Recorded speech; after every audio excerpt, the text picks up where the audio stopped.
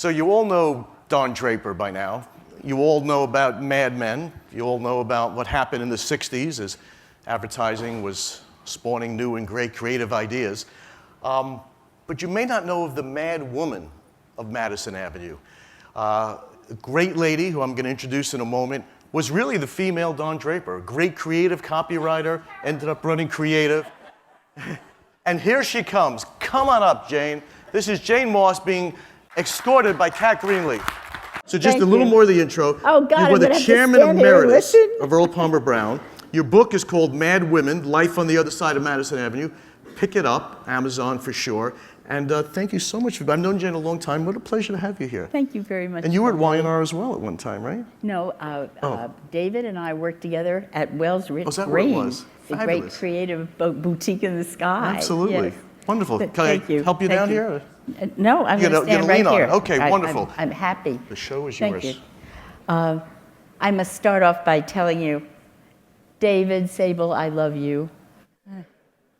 We had a wonderful time together back there. It was the Mad Men era. That's not me, actually. A surprise. I wrote Mad Women in 2012, and because of the incredible popularity of the show, I got all kinds of publicity and media buzz, and I was interviewed by ABC and CBS and NBC, and my two daughters called me and said, "Mom, you finally made it. You're a celebrity." And I said, "Well, you know, the NBC Evening News isn't bad." And they said, "No, Mom, you made the Daily Beast and the Huffington Post in 1 week." And they found that really very impressive. But I was interviewed so much that I came to realize the media was always going to ask the same three questions. And they would always say to me, "Were women really treated like second-class citizens?" And I'd say, "Well, not all the time." And they'd say, "Did you people actually have 3 martini lunches every day?" And I'd say, "Well, not every day." And then they'd lean forward and ask very confidentially, "Was there really all that much sex in the office?" And I'd say, "Yes."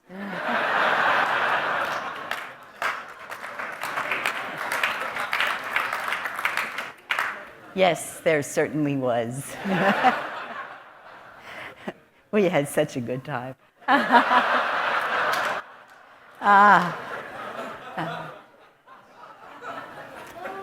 And David Sable, I'm glad you're here because I wanted to talk for a minute about the significant role that Y&R played in that era.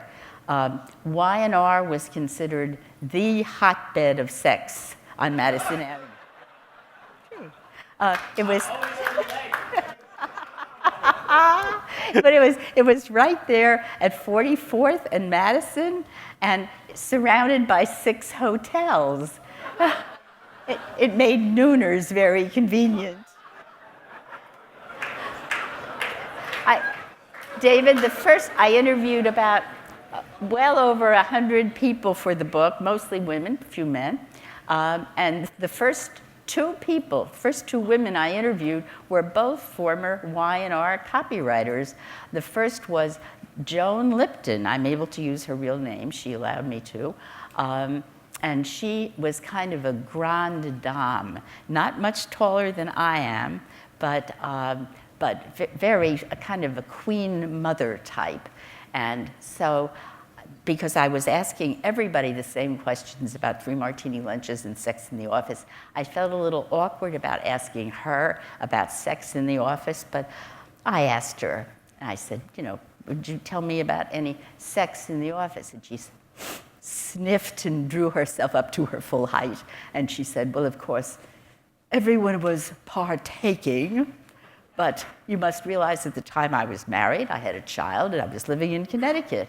And I said, "Joan, I am aware of that." And now I felt more embarrassed than ever, you know. And but I said, I continued and said, "Were you aware of sex in the office?" And she said, "Aware? Hell, I partook." And I paused and said, you're not going to let me say that in the book, are you? And she said, what have I got to lose? I'm 87 years old. So you'll meet Joan in chapter 2, which, by the way, is called Sex in the Office. It's the chapter everybody reads first. The second person I interviewed, also Y&R, was Linda Bird Franke, who went on to be quite a successful biographer. And I asked her about Sex in the Office, and she said, well, I lost my virginity to the account executive on lime jello. And I said, again, Linda, will you allow me to print that? And she said, I've been married 3 times, who cares? So the third person that I interviewed, a man who asked me not to use his last name because he went on to become quite a famous CEO. So he's just Don for now, but Don had his first job in New York as an assistant account executive. He had never been in New York before. He was really wet behind the ears, and his client from the Midwest called and said he was coming in next week, and he asked Don to arrange a date for him. And Don said, well, I'm newly married, but I have some really, really nice ex-girlfriends. The guy said, not a date, a date. And Don said, suddenly I realized the quotation marks around it, and I was terrified. I didn't know how to find that kind of date. And then I thought, well, I know what I'll do. I'll ask a creative. They'll know. And he went to an art director, and the art director said, it's simple. You just go and buy a copy of Screw in the newsstand, and all the hookers advertise in Screw. It's simple. So Don said took him 3 tries to get up the courage to ask the lady behind the newsstand for a copy of Screw. He said first he bought a pack of gum, and then he bought a pack of cigarettes that he didn't even smoke, and finally he got the copy of Screw and he put it under his jacket and went up to his office and closed the door. And being a good, and there, sure enough, all the hookers advertised in Screw. And being a good account executive, he read these very carefully and made notes. Sounds promising, a little rough, maybe, and then he narrowed down and paid a visit in person to the one he had, to make sure she was just fine, and he paid her in advance, which a good agency person does, right? And he called the client, and the client came in next week, and the next day he said to Don it was a very successful date, and he thanked Don, and Don went, phew, so case closed, done. A couple of weeks later, he came home and tossed his briefcase on the bed and said to his young wife, my paycheck's in the briefcase, help yourself. And he hears a shriek from the bedroom, and she emerges holding an open copy of Screw with all his little notations. And she says, you bastard. And Don says, wait, I did it all for a client. And she says, then you're not only a bastard, you're also a pimp. And Don said to this day he doesn't know whether she actually believed him or just forgave him. Anyway, Sex in the Office. There's also a chapter called the 3 Martini Lunch and Other Vices. Women didn't go out very often for 3 martini lunches unless the guys invited us, because one, we couldn't afford it because we were making only about half of what men were making at the time, and also we felt that somebody had to be there at the office at 2 o'clock in case a client called. And I asked Jerry Della Femina, did you guys really have 3 martini lunches every day? And he said, yeah, we would have a martini as we entered, and we'd have a martini ordering our lunch, and we'd have a martini during lunch, and sometimes we'd end up with rusty nails, with a lethal combination of scotch and drambuie or something like that. And I said, Jerry, 3 martinis and a rusty nail? How did you go back to the office? And he said, I think the secret was we didn't have wine in between. And of course, smoking, if you watched Mad Men, the people are smoking everywhere. And the curious thing is, with those over 100 people I interviewed, people were very free about telling about sex, very candid, talking about smoking. Not one person admitted smoking pot. Not one person. And yet I knew pot smoking was going on at Ogilvy. Very discreetly, of course, being Ogilvy. But when we got to Wells Rich Green, as David will remember, if you got off the elevator on a creative floor, the acrid odor could knock you to your knees. And this stood me in very good stead when my 2 daughters became teenagers and began to do a little experimenting and smoking pot. And I would come home from the office and open the door of my apartment and go, oh, God. And then I'd knock on their bedroom door and say, ladies, I know what you're doing in there. I'm in advertising. And my younger daughter, Jennifer, told me later that her friends thought I was the coolest mom imaginable. Her best friend took her aside and said, Jen, your mom is so cool. I bet your mom smokes pot. And Jennifer said, my mother does not smoke pot. And then she realized that she had to protect my cool image. So she said, I think my mother drops acid.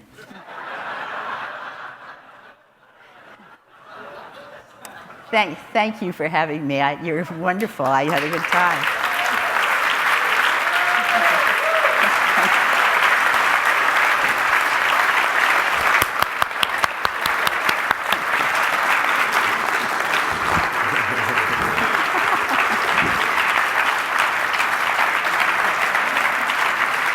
Great.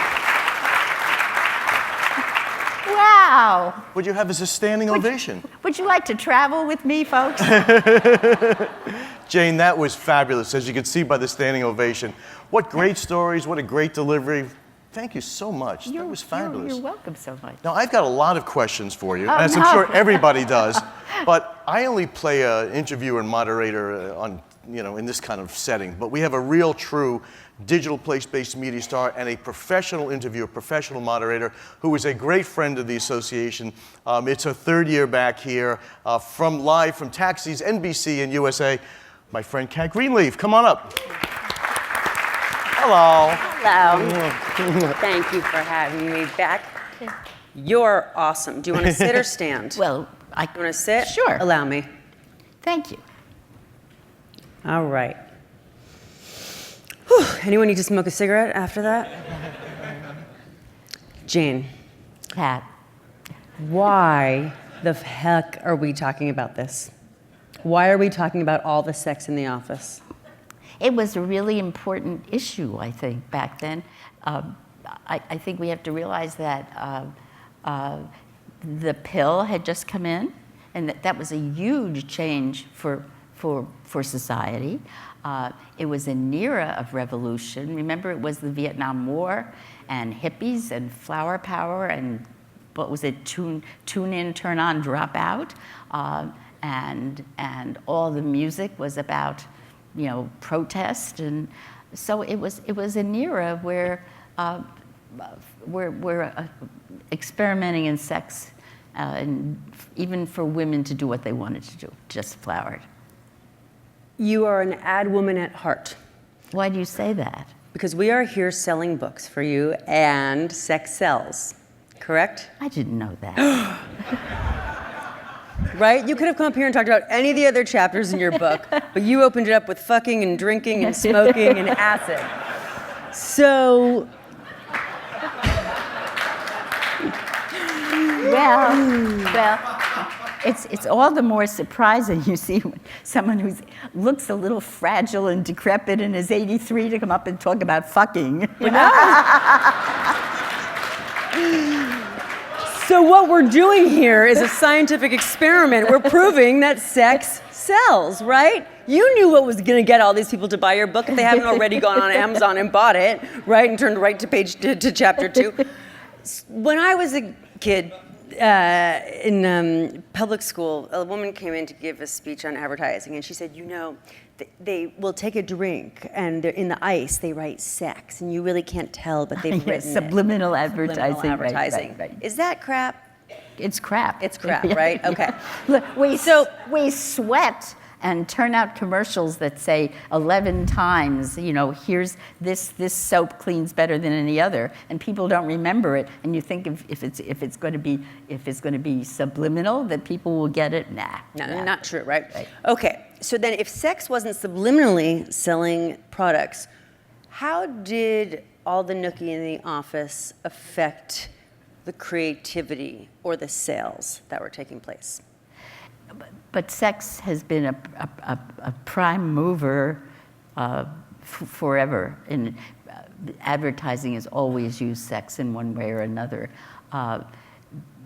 Just before the 60s, and sex became a little more overt. I know remember the commercial where someone is shaving and a woman's voice says, "Take it off, take it off, take it all off," and he flicks. Was it your voice? Yeah, and that was considered very daring, very daring. And so did the office atmosphere end up playing out in the creative that was put forward? What I'm saying is that people were going and having quickies and drinking through lunch and coming back and screwing their secretaries and all that. Do you think it ended up showing up on screen in the creative? No. Oh, it didn't? No. Okay. No. Well, how unfortunate.